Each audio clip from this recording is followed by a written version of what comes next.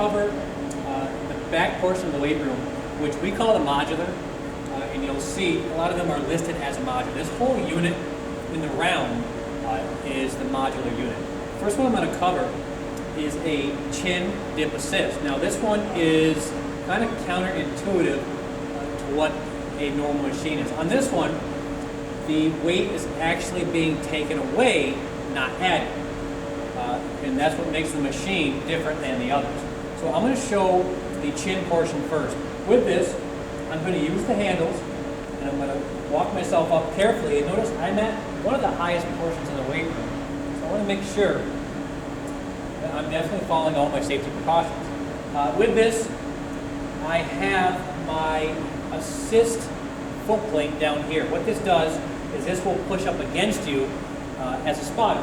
So on here, if I look at the chart here, I'll use a nice easy one. If I go 18, I'm not lifting 18 pounds.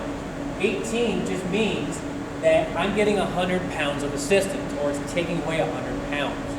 Okay? So with this, if I go more narrow with my hands, it's going to work a little bit more of my bicep as well as the majority of my back.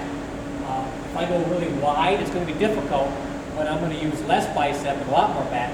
I like to grab it right around the bend. So from here, if I put one foot on, you'll feel it want to press up against you. Okay, from here, I sink into the machine. I get a full stretch of my back, then I get a full contraction.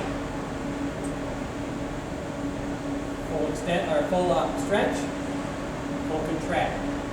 Full extension, full contraction. Okay, so now this allows me to work on perfect technique and get the benefits of this machine. Now, I don't want to let the weight back and slam it. I want to let it up gently. Now the goal on this is progressive overload, meaning if I don't need the extra assistance, I don't want to use it. So eventually, maybe next time I come in, or after a few times I get used to that, I take weight away, and you'll notice it's going to be harder now. So now I'm doing more work. And then eventually, I can take that all the way off, and now I can do a chin-up, hopefully, on my own.